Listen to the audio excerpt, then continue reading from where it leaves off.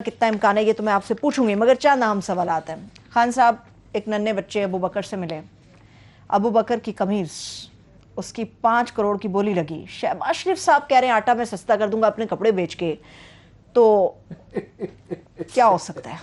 یہ سوال ہے، لوگوں کا سوال ہے۔ بات یہ ہے کہ ابھی ایک کسی نے مجھے میسج بھیجا ہے جنرل ترمذی کا، اچھا، جو وفاقی وزیر تھے ان کی حکومت میں،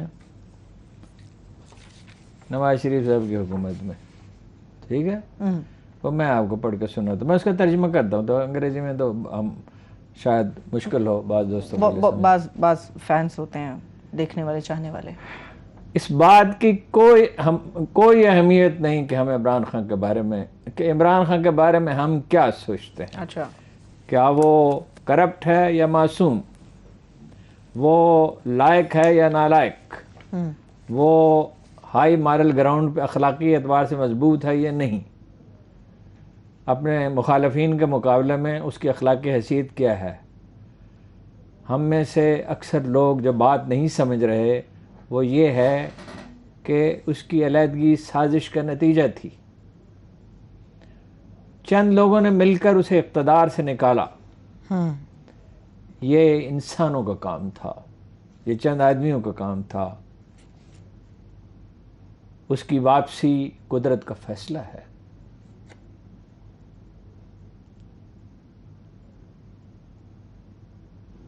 وہ اس مقام پر اب وہ پہنچ چکا ہے جہاں ہماری رائے کی کوئی حیثیت ہی نہیں ہے، فیصلہ اللہ کے ہاتھ میں ہے، فیصلہ قدرت اپنے ہاتھ میں لے چکی ہے، اللہ، بلکہ لفظ اللہ لکھا ہے۔ بات یہ ہے کہ نظمیں لکھ رہے ہیں، شاید جو لوگ سوشل میڈیا دیکھتے ہیں نظمیں لکھ رہے ہیں، بڑے شاعر نہیں، بڑے شاعر کو تو ہمیشہ بعد میں ہوش آتا ہے، شاعر جو ہیں وہ نظمیں لکھ رہے ہیں، خاندان پیدل چل کر دور دور سے اسے دیکھنے کے لیے آتے ہیں، کوئی بوڑھی عورت اس کو دیکھ کر رو پڑتی ہے، کوئی بچے ہیں جو کہتے ہیں کہ ہمیں ہر حال میں اس سے ملنا ہے۔ یہ سیاسی تحریک نہیں ہے، تو یہ عوامی تحریک ہے، بن چکی ہے، یہ عوامی تحریک ہے، بن چکی۔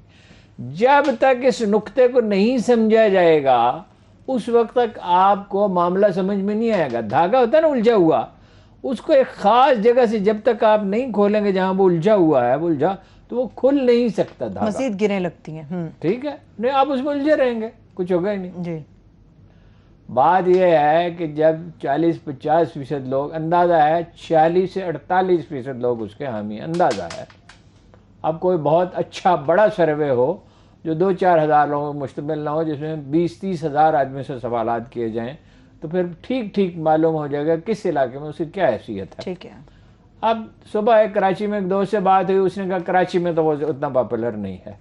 ارے بھائی، جو آدمی الیکشن جیت رہا ہو، جیتنے والے کے ساتھ لوگ آ ملتے ہیں، ٹھیک ہے نا؟ جی، اگر ایک قمیض کی قیمت 5 کروڑ روپے ہو سکتی ہے صرف اس لیے ایک پرانی قمیض جو کسی کام نہیں آئے گی، جو پہنی نہیں جا سکے گی، جو ایک سووینر کے طور پہ دیوار پہ لٹکا دی جائے گی، اور کوئی آدمی کہے گا، وہ سمجھتا ہے جو آدمی قریب 5 کروڑ آفر کر رہا ہے کہ میں آنے والی نسلوں کو بتاؤں گا کہ یہ دیکھو یہ عمران خان کا دستخط، ٹھیک ہے،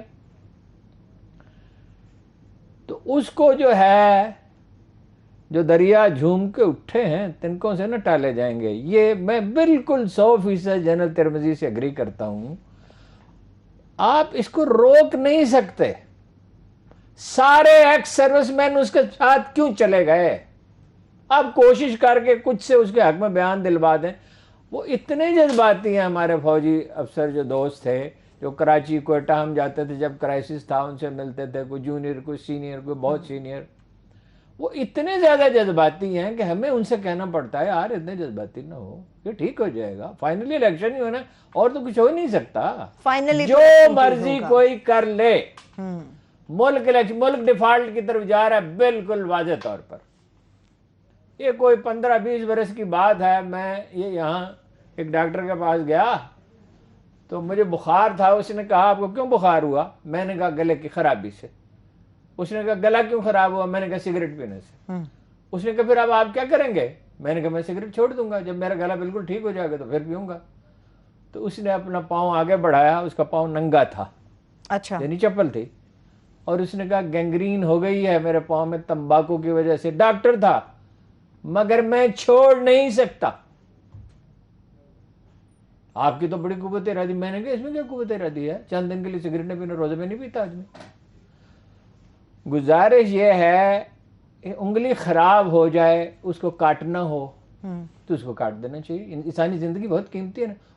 قیمتی انگلی تو نہیں ہے نا، انگلی کو بچایا جا سکتا تو بچانا جان چاہیے. سب سے بڑھ کر ہے. انگلی نہیں کاٹیں گے تو ہاتھ کاٹنا پڑے گا، ہاتھ نہیں کاٹیں گے تو ٹانگ کاٹنے، پوری بازو کاٹنا پڑے گا، اور پورا بازو بھی زہر پورے جسم میں پھیلتا چلے جائے گا تو خدا نخواستہ جان چلی جائے گی. 1 گھنٹے کے اندر اندر شہباز شریف صاحب کو آتے ہی قوم کو اعتماد میں لے کے یہ بتانا چاہیے تھا، اور نہیں تو آج بتائیں، ابھی اسی وقت یا کل صبح یا کل سے پیر کو، کہ حالات یہ ہیں کہ $4 بلین ایکسٹرا پے کرنے پڑے ہیں کھانے کے تیل پر. $3 بلین کی کورونا کی ویکسین آئی ہے. پٹرول جو ہے اس کو 80-85% اس کی قیمت بڑھ گئی ہے. ان حالات میں اس کے سوا کوئی چارہ نہیں کہ پٹرول 40 روپے 45 روپے بڑھایا جائے، 20 روپے 10 روپے نہیں، 40-50 روپے بڑھا دیا جائے، ڈیزل بھی بڑھا دیا جائے. اور جیسے ہی حالات ٹھیک ہوں گے ہم قیمتیں کم ہونی شروع ہو جائیں گے. آخر یوکرین کی جنگ بند ہوگی، جنگ ہمیشہ تو نہیں جاری رہے گی. عوامی ری ایکشن سے خوفزدہ ہیں. اچھا تو خوفزدہ لوگوں کا کام حکومت کرنا نہیں ہوتا. ایک سرجن ہو تو وہ خوفزدہ ہو تو آپریشن کیسے کرے گا؟ او بھائی سرجن کوئی چھری چاقو سے، اب تو خیر جدید سسٹم آ گئے ہیں، وہ آدمی کا جسم کاٹ دیتے ہیں پھر اسے سی دیتے ہیں. ٹھیک ہے نا. الیکشنز میں کیا کریں گے اگر اس طرح کے فیصلے کریں گے؟ اگر یہ اتنے خوفزدہ لوگ ہیں تو ان کو حکومت کرنے کا کوئی حق نہیں، ان کو فوراً سٹیپ ڈاؤن کر دینا چاہیے. یہ نگران حکومت کی گفتگو اسی لیے ہو رہی ہے. یہ ویسے ہماری یہ خوفزدہ لوگوں کا کام نہیں ہے، مشکل فیصلے کرنے پڑتے ہیں. جنگیں ہار جاتے ہیں نا.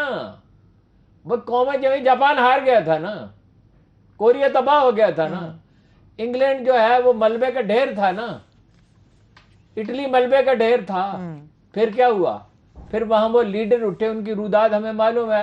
ہم اس جاپانی وزیر اعظم کے بارے میں بھی جانتے ہیں، اس اٹالین پرائم منسٹر کے بارے میں بھی جانتے ہیں، اور برطانوی وزیر اعظم کے بارے میں بھی جانتے ہیں، چرچل اس کے جانشین کے بارے میں، جنہوں نے اس کی تعمیر نو کی. چند برسوں میں جرمنی کو مالی امداد پاکستان نے دی تھی. آپ کو معلوم ہے؟ ایوب خان نے پیسے بھیجے تھے $200 ملین. اچھا، اور آج وہ جرمنی، آج وہ جرمنی کہاں پر کھڑا نظر آتا ہے. دیکھیے قومیں اس لیے نہیں تباہ ہوتی ہیں، انڈیویجول اس لیے نہیں تباہ ہوتا کہ اس کے حالات خراب ہیں، اس لیے تباہ ہوتا ہے کہ وہ ہمت چھوڑ دیتا ہے. شاہین کبھی پرواز سے تھک کر نہیں گرتا. طاقت ایک نفسیاتی چیز ہے. یہ ہمت ہار چکے ہیں، یہ جا چکے ہیں. ایک جنگ میں نپولین نے کہا اپنے ساتھیوں سے کہ وہ جو دشمن کا جھنڈا بلندی پہ لگا ہوا ہے، اگر اس کو اتار دیا جائے تو اس کی ہمت ٹوٹ سکتی ہے. وہ تو ایک سپاہی جو تھا وہ گھوڑے کو ایڑ لگا کے بھاگا جھنڈے کی طرف. اچھا. اور کچھ دیر میں جھنڈا جو ہے وہ بیچ میں تو فوج تھی، نظر تو نہیں آ رہا تھا، وہ جھنڈا جو ہے وہاں سے وہ کسی کو اتارتے ہوئے دیکھا گیا، اور کچھ دیر میں وہ واپس آیا اور جھنڈا اس کے پاس تھا. نپولین نے کہا تم تو زخمی ہو. اس نے کہا جہاں پناہ میں مر چکا ہوں، میں زخمی نہیں ہوں. یہ حکومت جا چکی ہے، جانے والی نہیں ہے. دیکھیے یہ کیوں نام آ رہا ہے ہمایوں اختر صاحب کا، حفیظ شیخ صاحب کا کیوں نام آ رہا ہے؟ آپ بتائیے. ایک میسج دیا جا رہا ہے کہ تم اگر خود اپنا الیکشن کا اعلان نہیں کرو گے، بندوبست یہی، کیونکہ نواز شریف صاحب بھی یہی کہہ رہے ہیں، اسٹیبلشمنٹ بھی یہی کہہ رہی ہے، تجزیہ کار بھی یہی کہہ رہے ہیں، ہر پولیٹیکل سائنٹسٹ کہہ رہا ہے بھائی الیکشن کے سوا آپشن ہی سارے کلوز ہیں. اچھا اب یہ کیا ہے کہ جی یہ ساری پارٹیاں مل کے فیصلہ کریں گی. ہاں یہ عباسی صاحب نے کہا ہے، شاہد خاقان تو عباسی صاحب نے. ساری پارٹیاں مل کے تو فیصلہ کر ہی نہیں سکتے. اپنے یہ تو اوپر کبھی بوجھ ہوتا کیوں ہی لے نہیں گا ہے. 100% اتفاق رائے. اور اچھا ایم کیو ایم نے تو پہلے ہی کہہ دیا ہے کہ ہمیں الیکشن چاہیے، انہیں سوٹ کر دیں. وہ سمجھتے ہیں کہ ہمارے لیے حالات سازگار ہیں. لوگ پیپلز پارٹی سے بھی ناخوش ہیں، پی ٹی آئی سے بھی ناخوش ہیں. کراچی کو کچھ انہوں نے دیا نہیں ہے، اور ہم ایک دفعہ پھر جو ہے وہی ہمدردی کی لہر اٹھے گی اور کچھ زیادہ سیٹیں جیت لیں گے. ٹھیک ہے.